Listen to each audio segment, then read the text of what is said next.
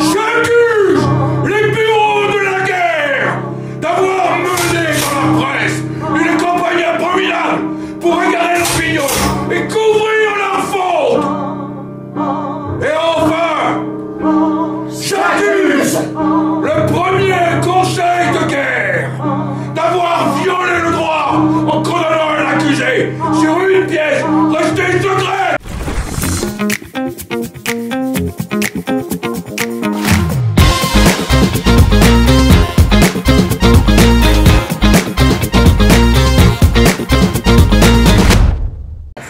Non, non, magnifique, mais on oublie.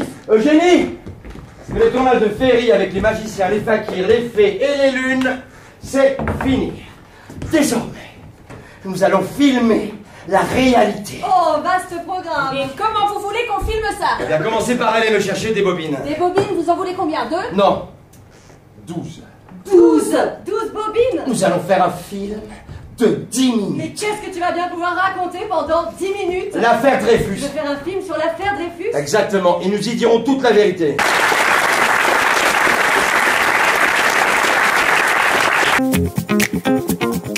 Romain Lagarde, et je joue Zola, Émile, Sandrine Sebille et je joue Alexandrine. dans Les Téméraires. Téméraire, mis en scène par Charlotte Matzneff. C'est ça.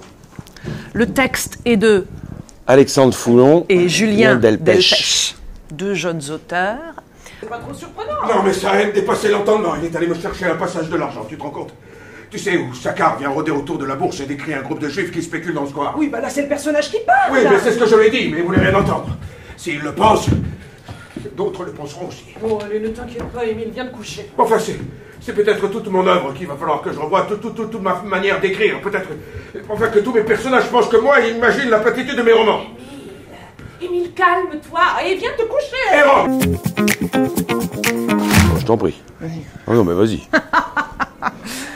Alors, le spectacle parle de plusieurs choses, en l'occurrence de l'affaire Dreyfus, par l'œil d'Émile Zola et de Georges Méliès. Oui.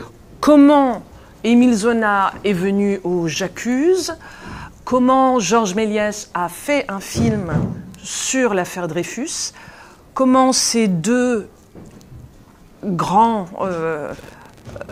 tomes se sont éventuellement rencontrés.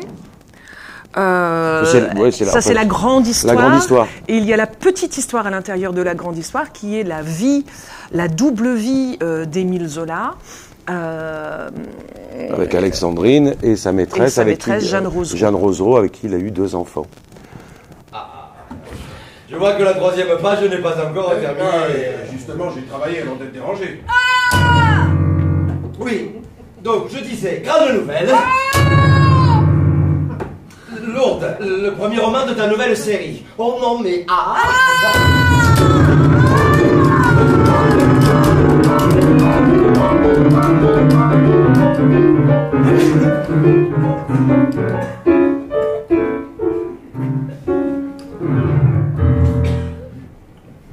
Ça va, Émile, tu fais quoi? On a des souris, c'est rien. Oh, pas cher, tes grosses souris. Ah oui, grosses, oui.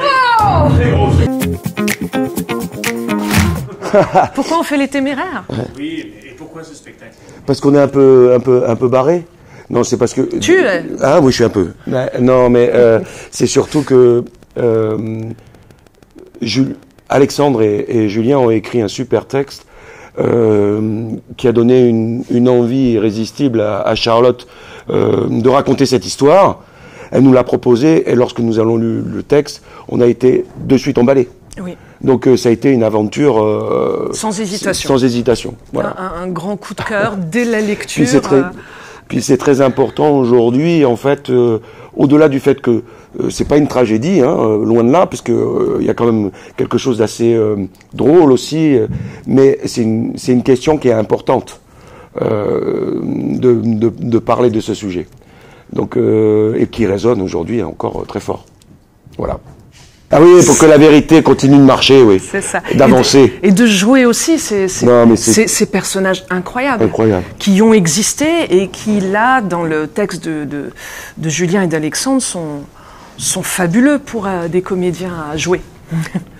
Demain, nous serons édités à plus de 322 000 exemplaires, à savoir le journal le plus édité de France. Alors ça, c'est une sacrée bonne nouvelle. Je ne vous le fais pas lire. Bon, maintenant les mauvaises.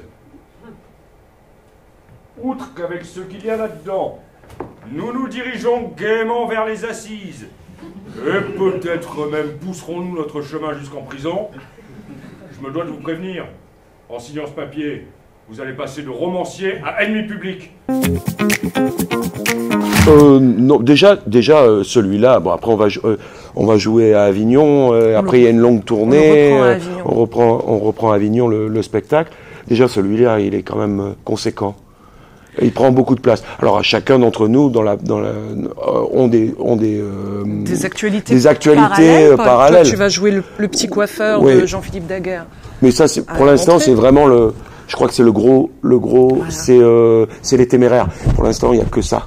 Enfin, je veux dire, il prend la place importante, en tout cas jusqu'à la fin de la saison, et sur le début de la saison prochaine, puisqu'il y a une tournée.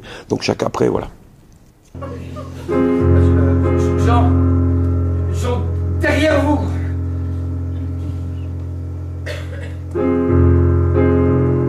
Ha! Capitaine Dreyfus. J'ai une lettre à écrire pour le général de Podefre, mais j'ai mal au doigt. J'y vais. On continue. Ça ne vous dérangerait pas de l'écrire à ma place? Génial, prenant, dynamique, réaliste, tout ça dans une toute petite scène, vraiment extra. J'ai envie de le revoir tellement c'est chouette. On connaissait l'histoire, mais l'avoir sur scène, c'est quand même pas mal. C'était un très bon moment, avec des acteurs pleins d'énergie, une très belle mise en scène, des discours très convaincus et beaucoup d'authenticité. Je recommande vivement. Regarde-moi dans les yeux. Moi, brave fille, je me disais c'est pas si grave. J'en avais presque fait mon deuil, tu vois. Jusqu'à ce que j'apprenne la vérité. Comment t'as pu nous faire ça? On peut être un grand auteur et une bien petite personne. Alors si tu veux encore m'utiliser pour écrire des romans, regarde-moi dans les yeux, regarde-moi bien en face et prends toute la tristesse qu'il y a, prends, comme tu m'as pris ma vie. Ça, de retrousser ses manches. Je sais pas. La passion, la curiosité. Écouter son cœur, oui. La curiosité, la passion. La détermination. La fougue. L'engagement humain, voilà. artistique. Après, on n'a pas vraiment de conseils, à part ceux-là, qui sont, à mon avis, primordiaux. J'accuse